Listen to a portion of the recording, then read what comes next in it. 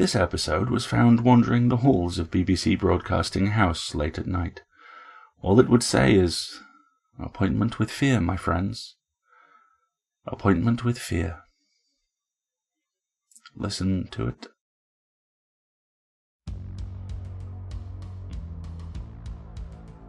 PseudoPod, episode 673 for November 1st, 2019. Venio, by Gemma Files. I'm Alex, co-editor of PseudoPod, your host as we finish up this Halloween week. Hope yours was full of pumpkins and spooks. Though she was born in London, England, Gemma Files is a Canadian citizen and has lived in Toronto, Ontario for her entire life, thus far. She is the daughter of two actors, Gary Files and Elva May Hoover.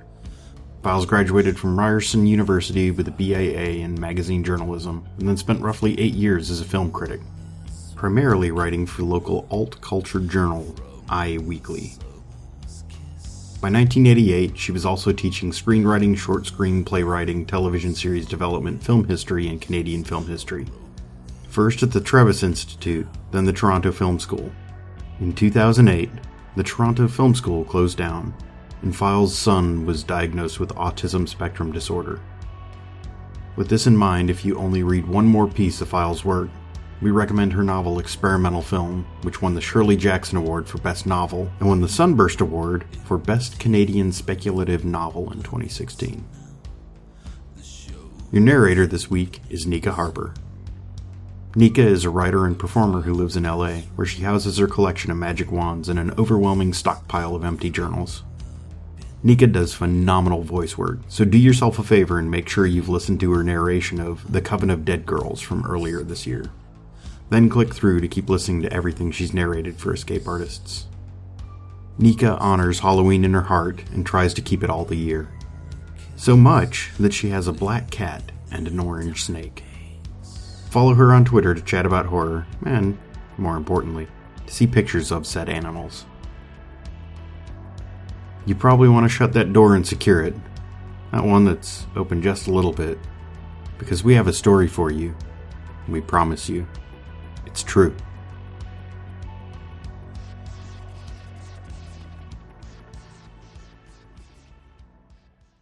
Venio, by Gemma Files. Narrated by Nika Harper. Watch out. I'm going to tell you about something and then you'll know. You won't be able to unknow or forget why you should want to. And even when you decide you don't believe it now, you'll still have thought about it long enough to make that call, so it'll still be too late. Because now it knows you know, it'll be able to find you, to home in on you, just like it did with me. Sometimes a door is enough, open or otherwise, or an empty moment, an empty page, an empty head. I remember the night my group and I first played the game that led us here, the Shut Door Sessions. It was all about imagination, or the lack of it. We were writers, you see, supposedly, desperate to be. And yes, I know the received wisdom, thank you very much, how you can fix bad writing, but you can't fix no writing, how nothing you put down in words is ever going to match that gleaming, awe-inspiring thing you glimpse at the back of your head, so you might as well just let it come as it comes and try to make it better later. Try not to fixate on how the gold you had just before you started trying to hammer it into words somehow seems to have turned entirely to shit, an alchemical working in reverse. Albedo, up out of Negredo, back down to Negredo again, hi-ho, hi-ho. Always seeking the same goal, all of us, with no real hope of achieving it. Something fresh, something new, something real, unique. The impossible fucking dream. We'd all been there. We'd all spent most of our writing lives there, high school awards and university chapbook publishing aside. And we'd still be there now, still stuck on the stories we weren't qualified to wrestle from dream to page, if we'd never started playing that game. Christ, how I wish we'd never started playing that game. Here's how it works. You each get a piece of paper, blank, lined or unlined, depending on what works for you. You each get a pen. It can't be your own pen or a piece of paper from your own notebook if you have one. The work must be done physically, not electronically. No tablets, no laptops, no phones. And I don't give a shit about how your ADD means you can't spell without spell check, Trevor. This isn't school. I'm not taking marks off for presentation. 4 people around a 4-person table, the sort made for family dinners. 1 person per cardinal direction, with just enough elbow room to scribble without hurting each other, assuming you're all similarly handed. And at the top of each page, you draw a door. Any sort. Just so long as it's shut. Draw a door, a shut door, locked if it must be, and look at it. Look at it for as long as you must before you can write down exactly what would be behind it if it opened. And which of us was it who got the idea that grew into this weird-ass prompt-turned-ritual? Oh, that would be Leah, obviously. Little Miss, the voices in my head aren't talking to me directly this week herself. The queen of pants versus plot, always puking out stuff in seemingly unrelated chunks before stringing it together afterwards and telling people her characters just told her to do it. The woman whose entire idea of outlining is to basically throw a pack of tarot cards in the air, turn them over at random once they hit the ground, and see what happens. Leah and I had once been together in the sharing a bed sense, as opposed to the simply sharing an apartment one. Met in first year, moved in together by 3rd year, broke up the year after graduation, only to discover there was nowhere to move within public transit distance that wouldn't cost twice as much rent as we were already paying. Which is how we still came to be together when she started the shut door sessions. 2 roommates turned exes, pretending we could actually be some variety of friends, even after what happened. Such a cliche, too, all said and done. Especially for 2 people so deeply engaged and trying to avoid cliches like the plague. One of those uncomfortable breakups where you don't really want each other's company anymore, but have far too much in common to avoid each other without making a scene. I mean, nobody wants to be the crazy ex from hell, do they? The bitch, the asshole, the one who ruins things for everyone else. Don't want to make your other friends unhappy, assuming you have some. So why throw the few friends you've already got away over something as negligible as a mere post-physical entanglement heartbreak? Just play along, guys, okay? No matter how silly it seems. Look at your door. Let your eyes unfocus. Relax. Breathe deep and open yourselves up. Just open yourselves up and wait to see what comes through. Leah's voice in Yuri's living room that night, excited enough to turn a little bit breathless the way I'd heard so many times before, albeit under very different circumstances. Which maybe explains why I was not only willing, but eager to go along with this ridiculous plan of hers, chase a monkey down the monkey track one more time in hot pursuit of a truly inventive creativity I already suspected I had never truly possessed. I'm talking about the ability to see something lurking inside a block of mental marble and free it with just a few pen strokes, craft a sentence clean as bone over and over again, then hook them together into the skeleton of something never seen before. My door was featureless, graphic, almost hieroglyphic. I'm a writer, not a visual artist. A bare rectangle with a small circle inside, halfway down the right-hand post. A handle, probably smooth brass, or maybe one of those old glassine diamonds with a bit of paint slop left down around the part that rotates, turning left to pull tongue from lock and opens inwards to reveal the part that rotates. Hell. I really should know what that thing's called, right? Considering my profession. The door and what's behind it. What's behind your door? See it, guys. Write it down. Write it down. Then tell me. And now, you want to stop, I'll bet. To pull out before you go much further, let alone the whole full way with me. But you can't, can you? You need to know what you won't be able to stop thinking about. If you do. Besides, it's already too late, really.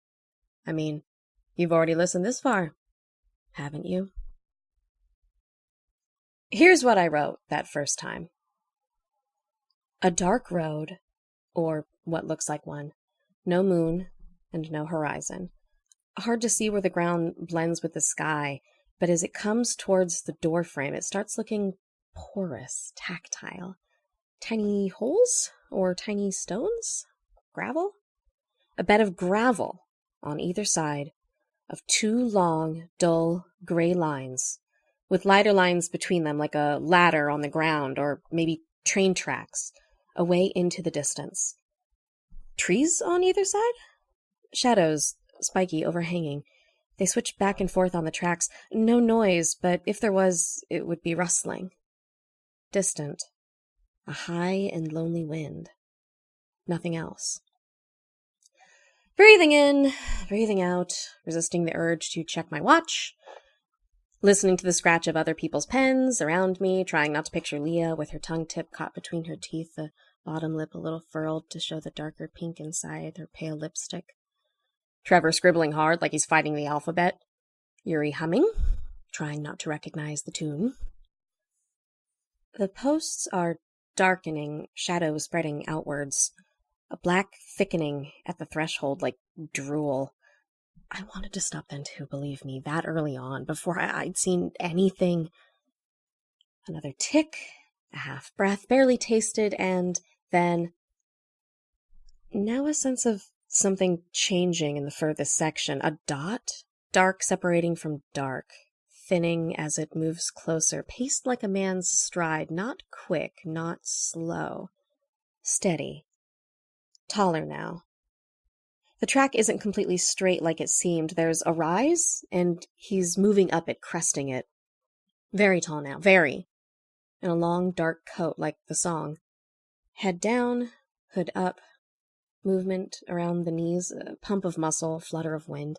The coat is black. His face is pale, obscure. Pitted? Hair down around the eyes, chin pointed. Nothing to stop him. Nothing that can stop him. I don't know where he's going. Coming here?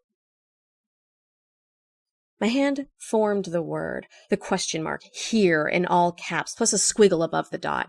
Underline swooping up into a two-part quirk done so fast it scarred the page, barely separating, ink bleeding into ink. Shut it again, and fast, I remember thinking, breath hissing out like a stomach punch. Just do it, just slam it, just lock it, just slam. Shut the fucking door! And done! Leah chimed up over top, cheerily. Pens down, guys, let's see what we've got. I remember sitting back, flipping my paper as I did so, like I was afraid what might come out of it. Then seeing Leah point to Trevor, who winced and started reading. Behind my door, what I see is like a long, dark road. He began, flat and halting, eyes squinched as if having trouble with his own words. Or a bunch of train tracks, one track going off through a forest, and it's really hard to see where it goes because the trees are all like jam-packed on either side. Across the table, Yuri snorted. You fucking kidding me? He asked, glaring at Trevor. Leah, still breathless. No crit until we're all finished, please. Oh, seriously? When Joker here just read mine upside down and copied it instead of making up his own? Real maturity! Trevor flushed. Am I supposed to know what the fuck he's talking about? Guys, said Leah. Guys! But Yuri was off again, as he so often was during those workshop attempts. He was an old-school Asimov fan who believed anything other than ass-in-chair, hands-on-keyboard was self-indulgent and time-wasting, and didn't think much of Trevor's too obvious eagerness to try anything Leah proposed. Nor had he ever stinted at saying so, bluntly. If anything was a surprise this time, it was the uncharacteristic ferocity with which Trevor came back at him for once. Within minutes, both were on their feet, yelling at each other, with Leah shrinking between, her feeble efforts at mediation completely silenced. Nobody noticed me, at the time, picking up Trevor's page and scanning it, then Yuri's. After which I got up and left, leaving my own scribble on the table without saying anything. I don't think anybody noticed that for a while either. Chris? Hand on my shoulder, light, tinglingly familiar. It took some effort not to roll towards the touch for a kiss. Are you awake? Am now, I muttered. The bedroom was dark, but it wasn't like Leah needed the lights to know her way around. Sorry, I should have said goodbye. No, I understand. The hand withdrew. A small, compact weight settled itself on the bed, carefully distant. After a moment, paper crackled. I thought you might want this. And there it was, thrust without warning in front of my face, my shut-door exercise. I had to stifle the urge to rip it from her hands and tear it to shreds. In hindsight, I don't think that would have helped, but I still wish I had. Instead, I just took it, levered myself upright, and slipped it into my bedside table drawer. Leah watched, wide eyes glinting in the dark. "Is that really what you wrote?" she asked. "What do you think?" "I hate how you do that," I remember her shouting me. "Dodge questions by asking more questions. You always put everything back on me." But she surprised me. Not saying anything, she shuffled close enough to reach the bedside lamp, turned it on, and then gave me another piece of paper. I stared at her. She just nodded at the paper and gazed back. Her door was pure Leah, a neat little sketch of opened gates with arching tops and angular runes above them, Tolkien's Mines of Moria entrance in miniature. Below that, her handwriting reeled across the page in familiar chicken scratches. Reading it had always been an effort in squinting patience and guesswork. Until now. "Railroad tracks off into the dark," it began. "I see them through the trees. A night with no moon, and he comes walking." I didn't need to read the rest any more than you need to read it now. All sleepiness was gone, though I couldn't have told you what replaced it. Fear didn't seem like the right word. It felt more like prickly queasiness, like nothing I'd ever felt. "Trevor didn't copy Yuri," I said roughly. "Neither did you. Right?" Leah shook her head. I thought for just a minute that he might have. I mean, if he was really desperate to impress you, then maybe..." Impress me? I thought he was hung up on you." That got a smile I hadn't seen in a long time. Something caught in my throat. Leah shook her head. "God, Chris, you never could pick up on that kind of thing." The smile faded. "No, he was too angry, which means it was real. Which means..." She let out a shaky breath. "I also got this word in my head," she said without segue, "like I was hearing it from far away. An echo of an echo. Something Latin, I think." "I didn't know you knew Latin." "I don't. It's just, it sounded that way to me. Like a Roman name from Asterix or something." She stopped by the door, arms folded, half turned away. I couldn't see her eyes anymore. "Are you okay?" I blurted before I caught myself. We'd stopped asking each other that sort of thing. But all I got was a dull shrug. "Sure." A deep breath, a sidelong look. "I don't think the exercise worked tonight, though." "Probably better not to do it again, then," I answered carefully. "Probably." So much that could have been said in that look. None of it anything we could say. Nothing that would have made a difference, even now. "Good night, Chris," she said, and left. Not a forest this time. Flat, open prairie. An achingly wide night sky overhead, stars like spilled salt, crusting purple clouds. I stood amid swaying, whispering plants that might have been corn or wheat or savanna grass. A black shadow painted a depthless rectangle before me on the plain. I could smell the barn's wood mold and wet hay, undercut with dead mice and desiccated cow shit. A road cut across the plain past me, straight as a laser beam. The full moon blazed. Made it all the easier to see. The walker was farther away, tiny, only a smudged speck of moving black where the road disappeared into the invisible horizon. No way to tell where he was looking, though his shape inched slowly but evenly down the road's dead center, as if he was staring straight ahead. But I knew he knew I was there, just as I knew why he wasn't hurrying. What need? He knew I couldn't move. It should have taken a long time for him to reach me. Maybe it did. Time slips around in dreams, we all know that. But he didn't change course, even as he approached. Hooded, black-cloaked, nothing but shadow under the cowl, his head didn't angle towards me. He wasn't even particularly tall, maybe 6 feet, if that. And the cloak draped and flowed like a perfectly normal human was wearing it. Even his movement looked like an ordinary walk. A steady, slightly too rhythmic walk. But a walk. And he was passing me, not even turning to look. I had half an instant to feel a surreal mix of giddy relief, bemused shock, and even something like indignation.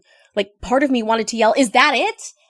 But then, "I want to tell you the word he told me, the word that sounded right in my ear despite the distance between us, the word spoken at nearly normal volume, calm, quiet, without rancor, without haste."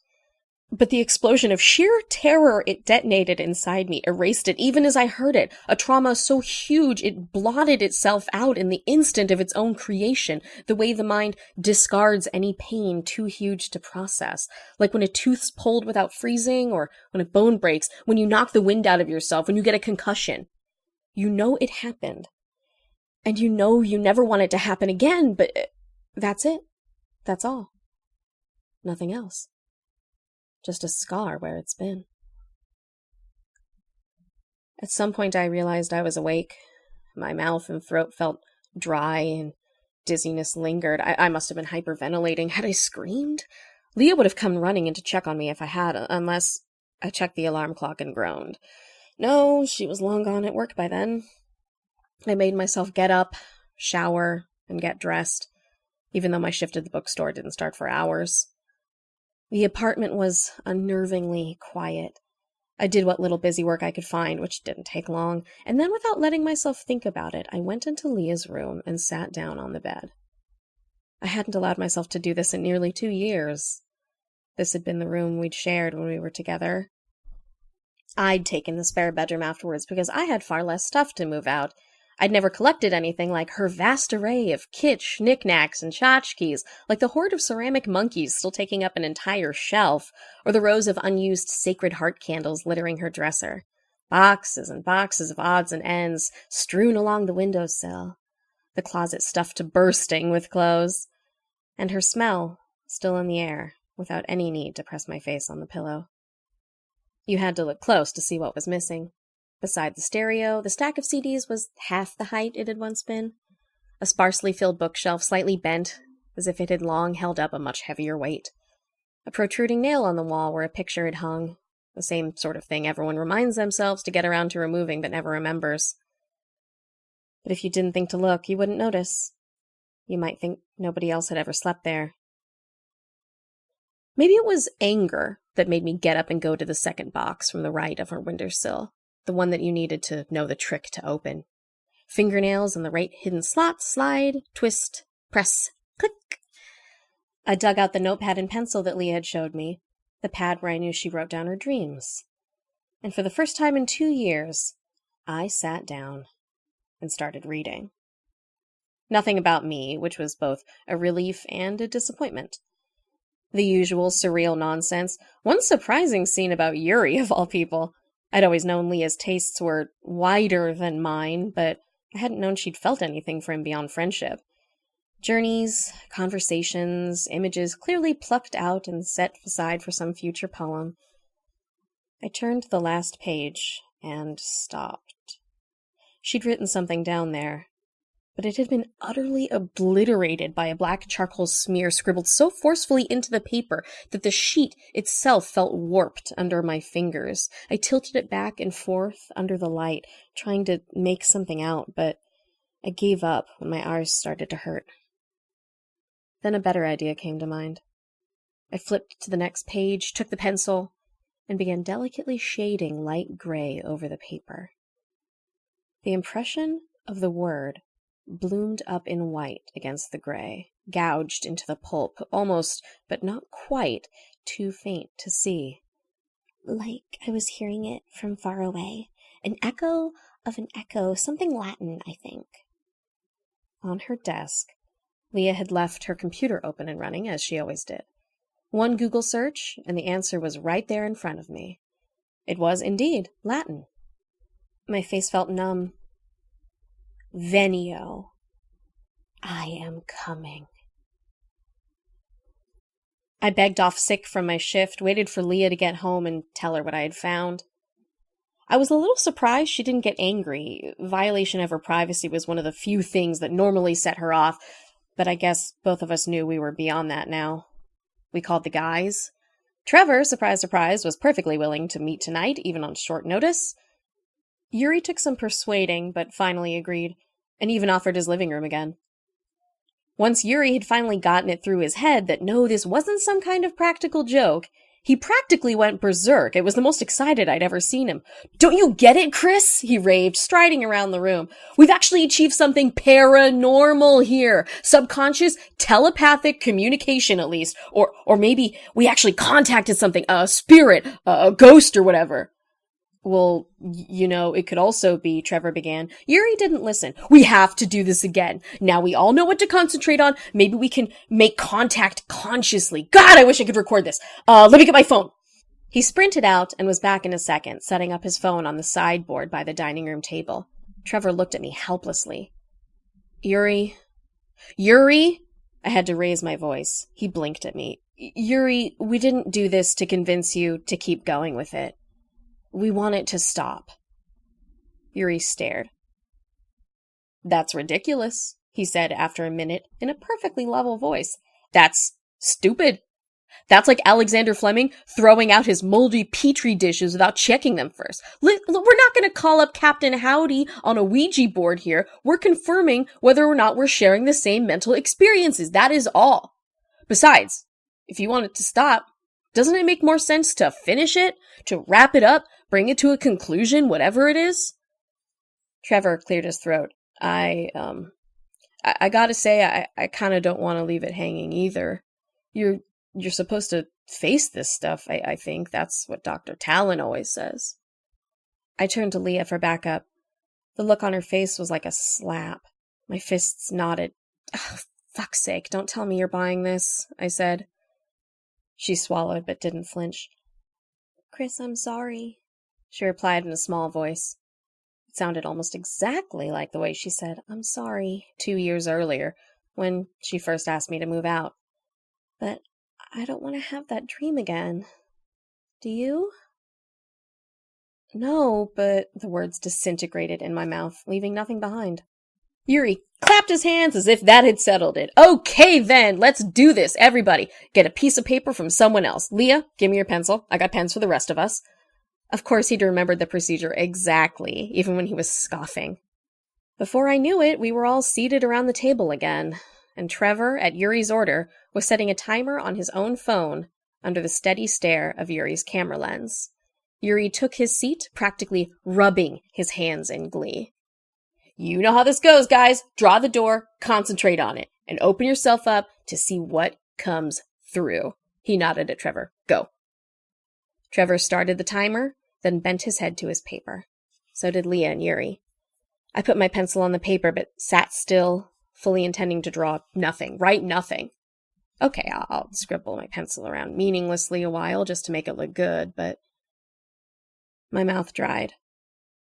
From what I'd been sure were completely random muscle movements, the cartoon simple shape of the door, rectangle, tiny circle, had somehow emerged.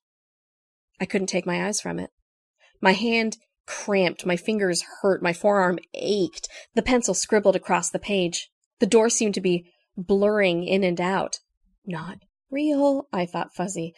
"Think of something real, but far away. If he's coming to where he thinks you are, show him something different. Send him on." I tried to conjure up places in my mind that I'd never been, even to recognize on TV. Boise, Cleveland, Saskatoon, Minsk, Aachen, Beijing. Locations that were nothing more than a name in a vague direction. But the problem is that the more you try to imagine what's too unfamiliar to conceive, the more your own familiarities snap to place between the gaps, like a default reflex you can't control. The nameless city becomes your own city. A shapeless street becomes a road you know. Any building becomes your building, or your friends. The corridor becomes an all too recognizable hallway. And as shadows pour down that hallway, surrounding the silently walking figure, its hand lifting to the door to knock, the more your head wants to turn from the paper door to the real one, even while part of you is desperately screaming, "Not to look, not to look, not to..." Trevor's phone went off in a flurry of electronic chimes. I jumped. Across the table, Leah looked like she either wanted to burst into tears or throw up. Yuri shook his head, seeming to snap awake. "Whoa," he said. "Okay, I'll read mine first, and then we..." A knocking came at the door. Not loud, not heavy-handed. Polite. Almost diffident. Yuri scowled. "Fuck me, go the fuck away," he muttered. When the knocking came again, he repeated himself, this time in a shout. "Fuck off, asshole!" The knocking only continued. Yuri rolled his eyes. I stared at him, trying to get enough breath in my lungs to ask him, couldn't he see it? The shadow coagulating thickly around the edges of his front door like tar seeping through cardboard. Couldn't he feel the cold in the air? But I couldn't even get my hand to move as he rose from the chair and strode towards the door. Leah was whimpering. Trevor stared at me like a kid, waiting for his parents to explain something he didn't understand. Yuri reached the door, grabbed the knob, twisted it, and flung it open. There was nobody there. And simultaneously, all the shadow, all the chill, it was all gone. I could move again. Breathed easily. The absence of fear felt almost like being drunk. Yuri looked down the outside hall, then blew out an exasperated breath. "Well, that was," he began, turning around. The doorway behind him went night black. Something reached out of the darkness behind him, seized his shoulder, and pulled. Yuri flew backwards like a stuntman on a wire and vanished. The void that swallowed him gone in the same instant. The door hung open. The hallway was empty. I sat there still, same position. Couldn't move a muscle. Leah was the one who went white. Trevor was the one who vomited. I don't think it ever occurred to any of us to call the police. We couldn't have told them anything they'd believe, obviously. Even worse than that, we couldn't have told them anything we'd believe. Every 911 call ever made boils down to just two messages. "Help me, please," or "It's not my fault," or both at once. Problem is, neither of those were true. They still aren't. Nobody could help Yuri, any more than they could help us. And this was our fault. Trevor cleaned up his sick, while Leah had a sobbing breakdown on the couch. I replayed what Yuri's phone had recorded over and over, but the lens hadn't been pointed toward the front door. Again and again, the knocking came. Yuri scowled, swore, shouted, then got up and walked out of frame as the three of us stared after him. His last, almost inaudible half-sentence, and then the reaction. Leah swinging, me frozen, Trevor doubling over. It was nearly hypnotic. I only came out of it when Trevor tapped me on the shoulder and told me he was walking me and Leah home. We had to leave the apartment door unlocked, of course. I don't remember much of that walk. I barely remember Trevor in the door of our apartment, insisting that it was no problem at all to crash on our couch, and Leah pushing him out, sounding too tired to either be kind or harsh. I remember huddling up under my blankets in a way I hadn't done since I was 8. I think I remember Leah laying down next to me, but she was gone when I woke. The day crawled by. My manager called once, asking if I was feeling better. I told her no, and tried to feel touched when she sounded worried. In the afternoon, Trevor sent me and Leah several emails from his office address, carrying multiple links and attachments. I read them all without replying. The final message's subject line had degenerated into all caps begging, and when I saw it was addressed only to me, not Leah, I deleted it unread. I spent some of my time looking at the photos and videos of Yuri I still had saved on my phone, trying to think of what I'd say when whoever eventually came looking for him started to ask questions. The light from the windows inched across the floor and faded away. I sat in the deepening gloom, listening. Every hair on my body stretched out, feeling for a chill in the air. I am coming. It was mostly dark when Leah finally got home. She waved a sheaf of paper at me as she came in, apparently unsurprised to find me waiting on the couch. "I printed it all out," she said. "Everything Trevor found. What do you think? It makes a lot of sense to me, I have to say." I don't know, I said. "If this is something we created out of our minds with that exercise, why don't we have control over it? Why can't we turn it off?" "Well, we haven't exactly tried yet." Leah flipped on the lights, came over, and sat down beside me, shuffling through the papers. "That Reddit discussion thread about how to destroy tulpas, where they say you just have to stop paying attention to them? How's that been working out for you?" Leah put her hands on her knees and breathed deeply. "The post near the end," she said when the color had faded out of her face. It says, one way to actively dissipate a tulpa is to force something into its definition that's essentially a self-contradiction. Like, if you create an imaginary friend, you have to visualize it doing something nobody you call a friend would ever do, like stealing your ex or something like that. And then, when it can't believe in itself the way it was built to, it falls apart. It literally melts down from the cognitive dissonance. I snorted. Yeah, and there are other posts that say the only way to kill a tulpa is to kill whoever created it. Are we buying into that too?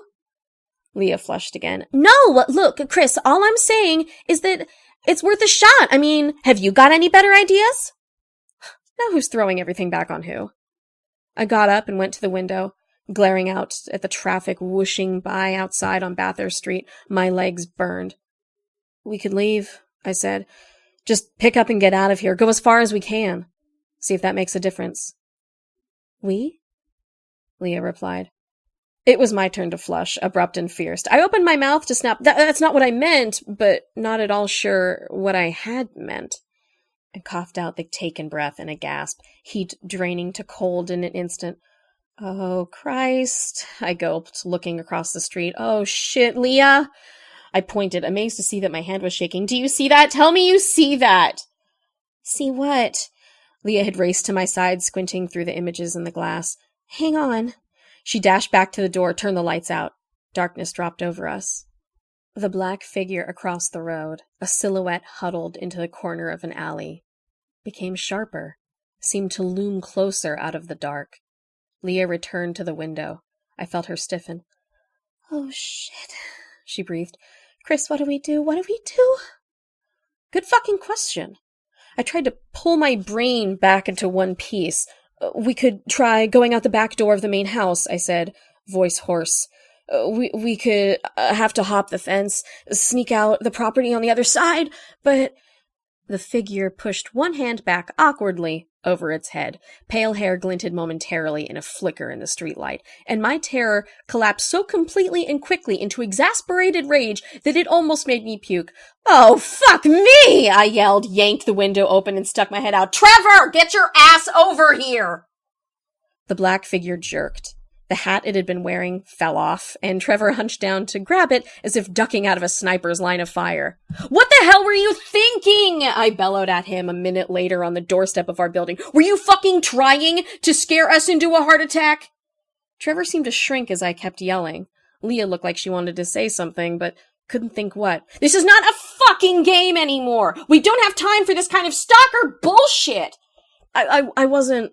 Trevor's voice crackled. I'm not stalking you guys, Chris. God, I just want to make sure you're safe. Okay? Both of you. You're, like, the only people on this planet I give a shit about at all. And if I lost you, I don't.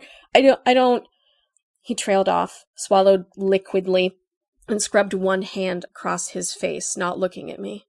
You never answered my last email, he finished. I tried to say it all in there, but you never answered. Fuck. Of all the times for Leah to be right, I couldn't decide whether to laugh or cry or scream.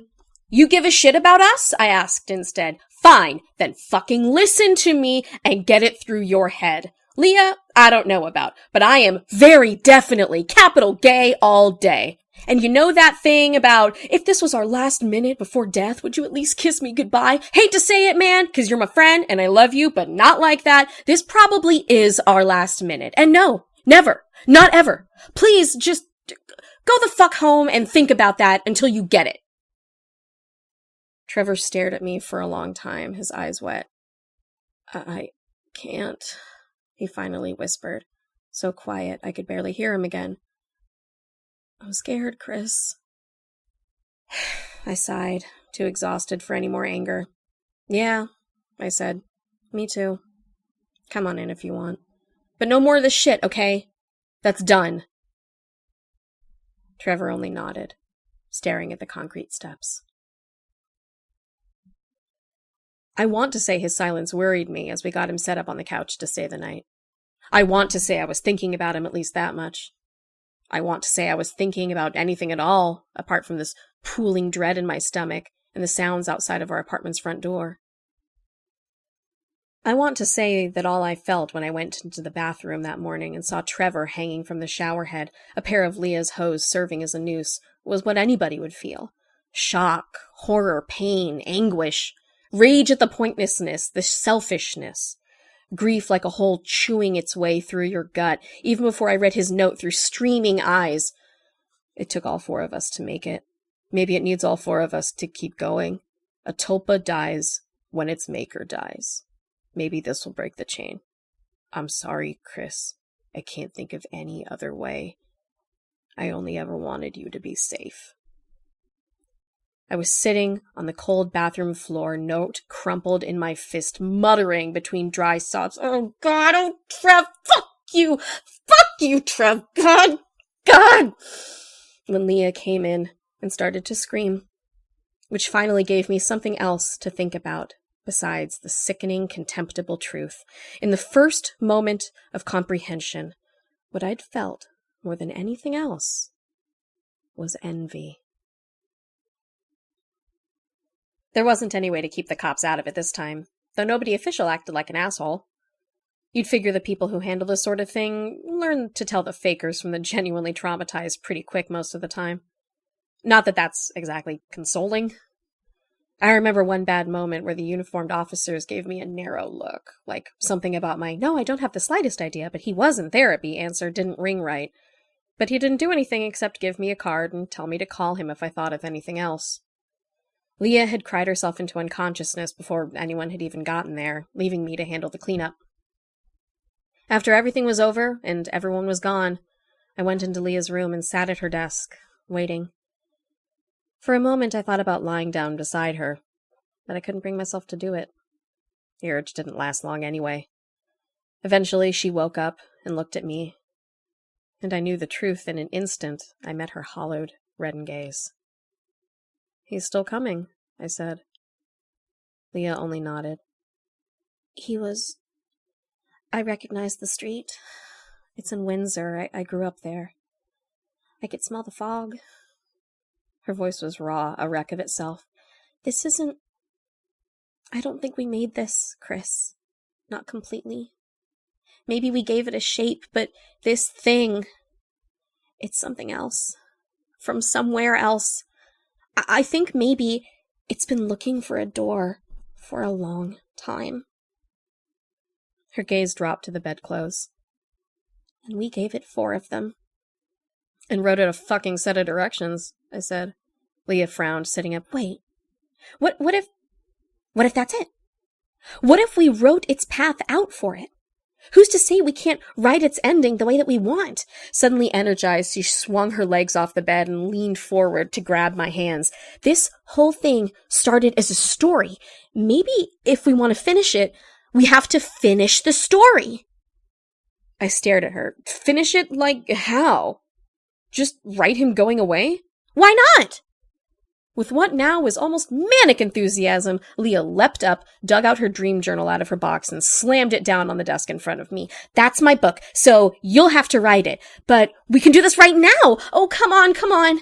Unable to find the words to argue, I let her swivel me around, took the pencil she shoved into my hand as she flipped the journal to a blank page. "Okay, go for it. Draw the door and write the ending." "This can't..." But my hand was already moving. Same door as before, rectangle, circle. I closed my eyes and saw shapes move in the blackness. Saw one shape moving slowly, steadily, coming nearer. Leah was muttering in my ear, "The road goes ever on, and the traveler must follow. No stops, no destination, no visits. No one waits to welcome him. Only the endless road, leaving all other souls behind, untouched, safe in the light, safe in the light, safe in the light as he disappears forever." Jesus! My entire hand suddenly cramped up in vicious agony, driving the pencil across the page so hard it tore through the paper and snapped in half. Leah yelped, jumping back. I wrung my hand, feeling blood seeping from my gouged knuckles. "Fuck! Okay, well that didn't work." No, of course it wouldn't. That wasn't an ending. That was just a cop-out." Leah grabbed the book, flipped to another page, and yanked another pen from the desk drawer. "It's a journey, right? Journeys have to end somewhere." She sketched a door of her own. This one no more complicated than mine, and paused. We have to send him somewhere. Somewhere a person couldn't survive. Somewhere we know nothing could survive. She looked at me expectantly. I shrugged, at a loss. Underwater? I said, I don't know. Underground. Buried. Leah nodded, scribbling furiously.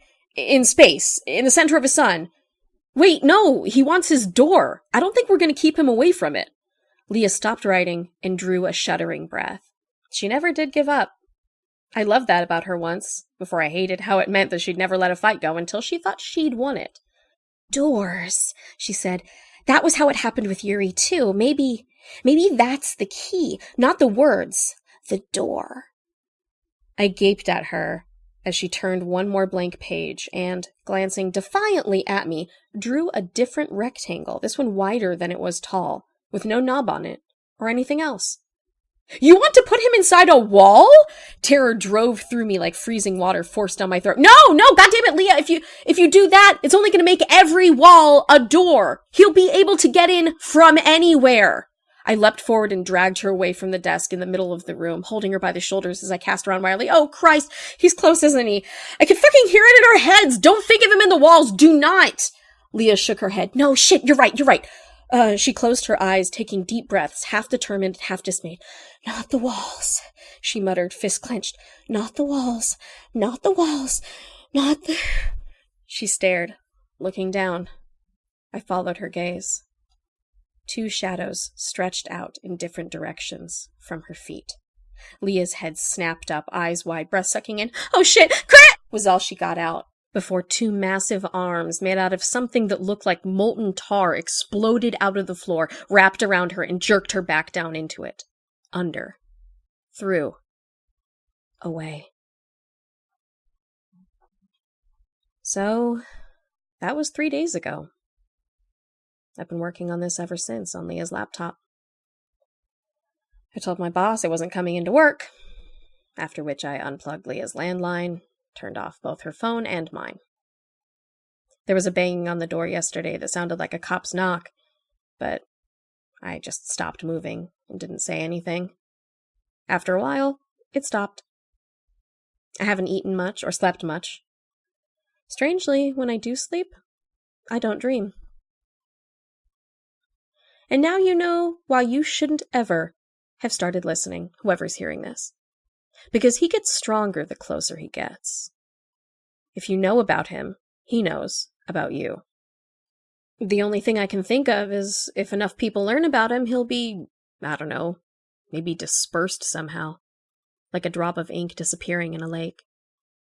I want to believe that, because I don't have anything left to think about the alternative.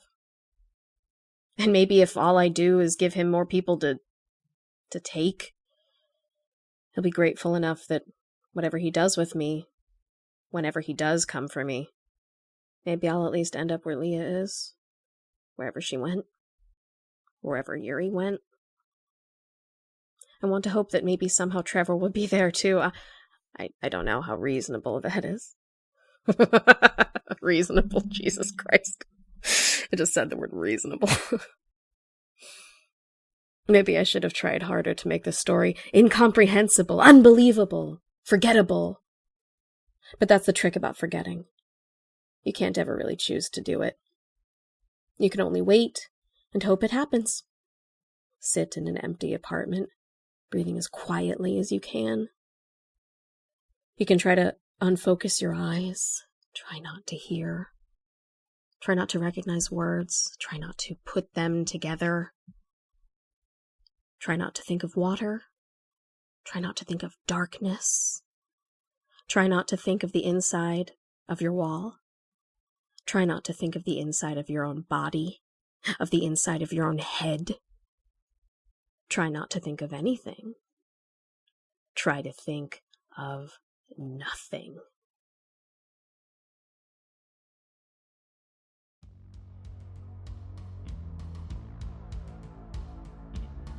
The past 2 Fridays, we've shown you what creepypasta can do when it sets its mind to it. I love how the urban legend frames the exploration of our fears of creation, and of the consequences when we dare to reach.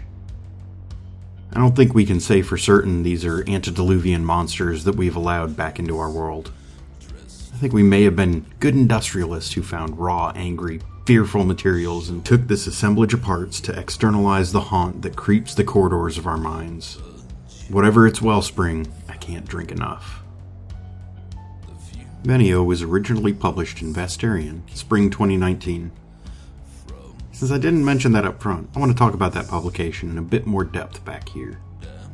Sharing the spring issue was Effigies of Former Supervisors by Matthew M. Bartlett. This is a pleasing bit of corporate horror exploring a place where office space goes even darker. Do yourself and get a subscription to this amazing magazine. The structure sometimes blurs the line as to what is fiction and what is not. It keeps you unsettled. The most recent issue keeps you from unpacking and fully inhabiting a decent but affordable room, as with What Found Nevea by Danye Coles. Unable to quite find the right piece of furniture to sink into and relax away from the claustrophobic dread of The Pelt by Christy Nogle. Unable to be accepted and belong with the mannequin ideal by Andrew Corey. The cover art for the next issue looks fantastic, and I'm particularly looking forward to reading the stories by Farrah Smith and Annie Neugebauer. And speaking of Danye Coles, here's your reminder to make sure you haven't missed episode 666 for another of her stories. We're really proud of our work with Nightlight on that one. And speaking of more stories, subscribers receive the Extrusions feed, which is a bonus story roughly every month. PseudoPod veteran Graham Dunlop is now hosting those episodes. We've completed Beyond the Challenge from Beyond, which includes additional stories from all the authors included in the round-robin story, The Challenge from Beyond, which ran as episode 613. Now we're sharing a handful of stories that we particularly wanted you to hear, but regret that there are only 52 weeks in a year. First up is a couple of stories by authors we've shared before, including Everil Worrell, a frequent contributor to Weird Tales whose short fiction has been sadly uncollected, and the prolific Manly Wade Wellman delivering another cracking regional story. We've got more planned for next year. Make sure you're a supporting member so you don't miss a thing. PseudoPod is a part of Escape Artists Incorporated and is distributed under a Creative Commons Attribution Non-Commercial No Derivatives 4.0 International License. Theme music is by permission of Anders Manga. PseudoPod knows that it is far easier to credit some fantastic legend that it had been erected by a consort of demons during the perpetual night of its past, and that its materials were pilfered from other architectures, all of them defunct. Ruined factories, ravaged mausoleums, abandoned orphanages, penitentiaries, long out of use.